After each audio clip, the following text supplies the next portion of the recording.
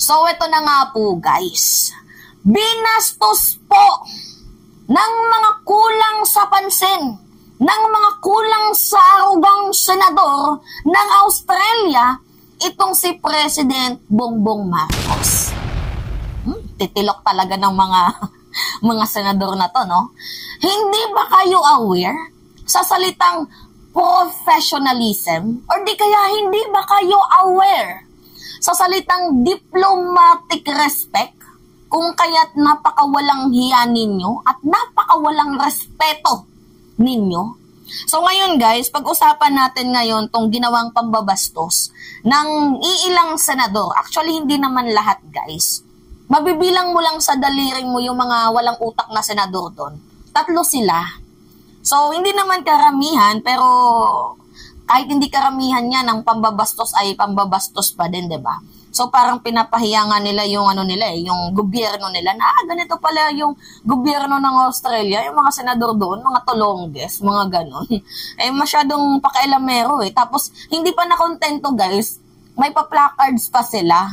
Doon lang talaga ako nakakita sa kanila guys na nandoon ka sa gitna ng seryosong sesyon tapos may magtataas ng placard na about sa stop the human rights, blah blah blah, ganito ganyan.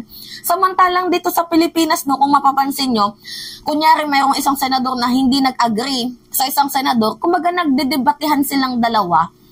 Debate, gamit ang bunganga, gamit ang talino, kung may talino man. Si Robin hindi kasama doon ha. So nagdedebate sila. Wala po yung may pa-placards kasi yung protesta sa labas. Dito pala sa sa Australia, pwede pala yung ganun, no? Yung magtataas ka ng placards. Tangina, hindi concert yung pinuntahan mo, day, ha? Hindi concert yung pinuntahan mo. Tarantado. Sintu-sintu talaga, Nagigigil ako, Anyway, ito na nga, guys. Balikan lang muna natin ang mga panahon ng kopong-kopong days. So, bakit nga ba? Ano nga ba yung ginawa ni President Marcos? Bakit humantong sa placard? Ano ba yung nangyari, Mima? Ito na nga. Pumunta po ang ating Pangulo doon sa Australia. Ito yung balita. Marcos arrives in Australia for state visit. Talks on defense and trade. So, pumunta siya doon for state visit and para pumirma sa 3 agreement, which is yung maritime domain, cybersecurity, and trade implementation of respective competition laws and policies of the 2 countries. Actually, ito yun, Basahin na nga lang natin para mabilis nating mag-gets ang bawat punto. So, Philippines, Australia sign agreements on maritime, cybersecurity, and trade during President Bongbong Marcos' visit to Canberra. So, itong agreement na to will shall enhance information sharing, capability building, and interoperability between our relevant government agencies in the maritime domain and maritime environment, cyber and critical technologies, and competition law. So actually, maganda po yung pinunta doon ni President Bongbong Marcos, lalo na po doon sa part ng usapin sa maritime issue, kasi balita ko, and kung babasahin nyo na lang yan guys, balak na mag-expand ng Australia yung kanilang navy para kontrahin itong mga Chekwa na to sa ginagawa nilang mga pangbubuli, which is good. Nga guys, maganda yung layunin. Hindi ko lang talaga mawari na mayroon talagang mga tolongges na senator na ito na pumasok na sa eksena, yung KSP, yung kulang sa pansin. Actually, matalino naman ata tong mga to. Siguro kinulang lang ata sa bakuna nung bata pa, kaya may pagkasinto-sinto yung pag-iisip. So anyway, panoodin lang muna natin guys yung video. Siyempre, para mas mabilis ang talakayan, panoorin na lang natin to. Mariing tunilagsa ni Australian Senator Janet Rice ang ginawang pag-imbita ng Australian Parliament kay Pangulong Ferdinand Marcos Jr. Sa gitna ng speech ni PBBM kanina, bigla na lamang itinaas ni Senator Rice ang karatula kung saan nakasulat ang katagang Stop Human Rights Abuses.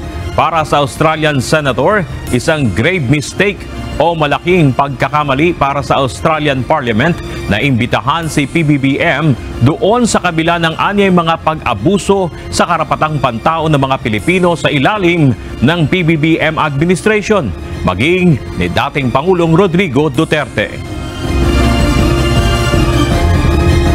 The action I took in the House today was deliberate and it was powerful.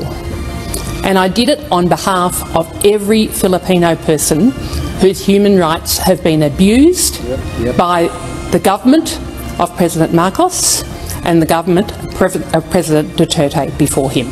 I learnt and I heard firsthand about what is going on in the Philippines, where I learnt about the extrajudicial killings, where people on trumped-up charges are red-tagged and then they are hunted down and they are killed.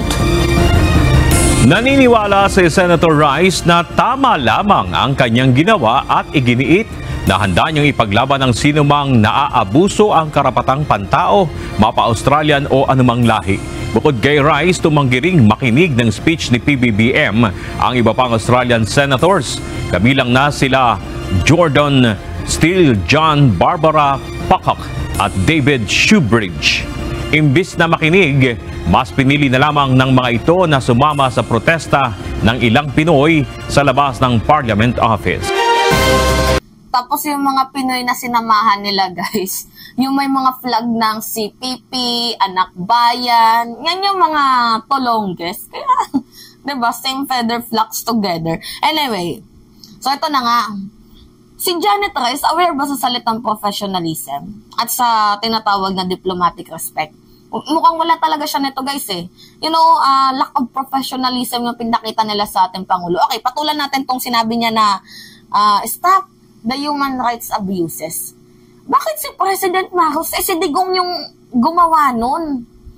Diba? Si Digong ang sabihan mo, si Digong lang. Wag si President Marcos. Halatadong carbon copy yung kanyang statement galing sa Anak Bayan eh. Kasi meron ako nakitang picture, guys, na 'di ba, tumatayo sila ng stop the human rights, tapos nandoon yung flag ng mga Pilipinong nakaahon sa hirap na nandoon sa Australia, doon nagrarally. Laki ng pondo, no? Putang ina, grabe. Nag-raise ng flag ng CPP, Anak Bayan, NDF, yan, nandoon sila. Ay kasama nila. So, what do we expect? Talaga nga namang idadawit nila sa President Marcos, lalo pat yung issue ng tatay niya na martialo, ganito, ganyan. So, I know na it is a political lang nila political motivated. Itong ginawa nilang pag-eme-eme ng stop the human rights abuses. And isa pa, gusto kong patulan na, nakatira ka ba sa bansang Pilipinas para sabihin mo na mayroong human rights abuses ngayon? You know, mind your own business. Sa totoo lang. Kasi yung issue nyo nga doon sa sa white Australian abuses towards the original owner of the Australia, hindi namin pinapakailaman. So, don't educate us. Oo, wag mo kaming pangaralan ukol dito sa usaping human rights kasi we have our own justice system and it is working. We don't need your opinion. Pero dito sa usaping maritime, trade, cybersecurity, okay, go, push forward tayo. Pero sa usaping human rights, mind your own business. Meron kayong mga human rights violation din dyan. So, wag kami. Don't educate us. Mind your own business. Huwag kayong masyadong pakialamera. Isa pa, hindi ka nakatira sa bansang Pilipinas para masabi mo na inaabuso ka. Where in fact, the current administration ngayon, sabi pa nga ng mga opposition before, it is a breathing room. Kasi nakakahinga na sila. So, halatadong bayad yung script ng senador na to tarantado. Diba? Pakabobo. Tumira ka muna sa bansang Pilipinas, then you will experience kung totoo nga bang mayroong human rights violation, human rights abuses na ginagawa ng ating presidente. Diba? Apaka tulongges. So, ganyan ba? Yung mga senador, mga Australia, Actually, hindi ko nila lahat. Yung tatlo lang to, si Barbara, tapos yung David, tapos itong si Janet Rice. Sila yung mga literal na kinulang sa bakuna nung bata pa. Nangingialam sa problema natin na mayroon naman silang sariling problema. Diba?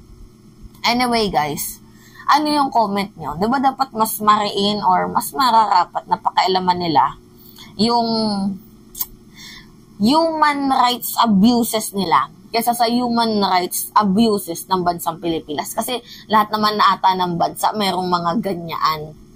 So, hindi maiwasan yan. Depende sa mga nakaupo. So, ngayon, mind your own.